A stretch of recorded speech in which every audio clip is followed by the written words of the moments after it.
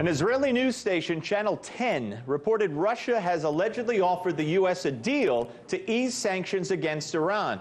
Under the terms of the deal, Iran would pull out of Syria, and the U.S. would remove some of the sanctions placed on Iran after the withdrawal of the Iran nuclear deal.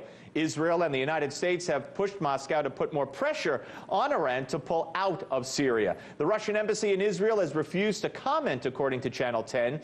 Now, for more on the possibility of such a deal, we turn to former U.S. diplomat Jim Jatras. Jim, welcome aboard. Thanks, Steve. All right, so let me ask you, this reported deal, it's a big deal, and it appears that Russia, Iran, and Israel are on board. But Donald Trump, just yesterday, in his letter, painted Iran as evil. Just a couple of weeks ago, talked about and announced enhanced sanctions against Iran.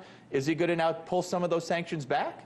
I don't think that's very likely. Look, hope springs eternal, but I don't think that's going to happen. Look, as far as I know, this report of this offered deal from the Russian side came out of the Times of Israel, supposedly from a closed meeting of Prime Minister Netanyahu at the Knesset. As far as I know, that's the only source. Again, I can't be sure, but I have a sense that this is some kind of an invented story for some kind of political spin. I don't think it's real. If it's real, would it be an indication that the sanctions that the U.S. has placed on Iran, and not only the recent ones, but right along, combined with the Israeli military strikes against Iranian targets in Syria, that this is all working?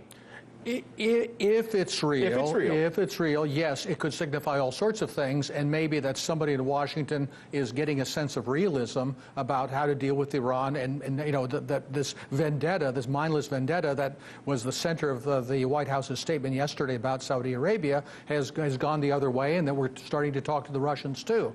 I think that would be a sea change in American policy, and I don't think there's any real indication of it. Okay, this all comes at the same time of a report that the U.S. has put sanctions on what they call a network of oil shipments to Syria.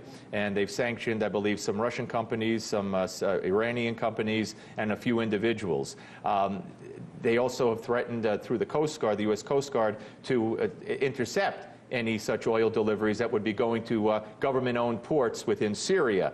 So, with that in the mix, first of all, what do you think of that? I mean, can you see the U.S. ships, stopping these deliveries? And what do you think of these new, limited but new sanctions for this purpose? Well, I think the fact that those sanctions are being applied tends to discredit the earlier report we were talking about. We're moving full speed ahead. Sanction, sanction, sanction. Iran is bad, bad, bad, and that's all there is to it. If we actually start stopping foreign ships in international waters, based on what? I mean, these are not Security Council voted right. International sanctions. Unilateral action. This would be unilateral. This would be simply put an act of war against those countries whose ships to which these belong. That would be a very grave step to take. What do you anticipate Congress might do? Because there were a lot of unhappy people on both sides of the aisle after Donald Trump's letter yesterday, where he basically said, we need Saudi Arabia for various reasons: monetary, gas, the oil, and strategic,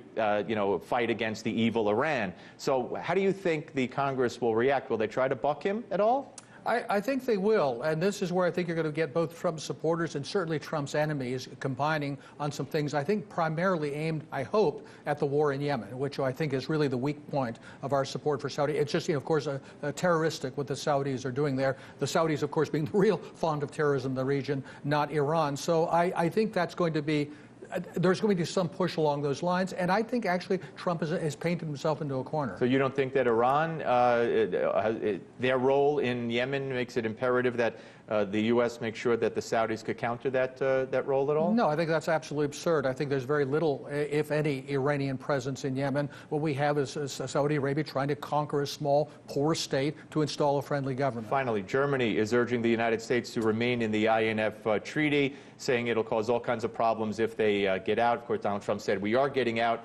Again, Germany have any hope of convincing Trump otherwise? No, I don't think so. As long as Angela Merkel is the chancellor, Germany will be a good little satellite and do what they're told. Appreciate your expertise, sir. Thank you very much. Hey YouTube, thanks for checking out our channel. We hope you enjoyed the video. We have tons of content for you just like this. For more of RT America's one-of-a-kind news and analysis, be sure to subscribe and never stop questioning more.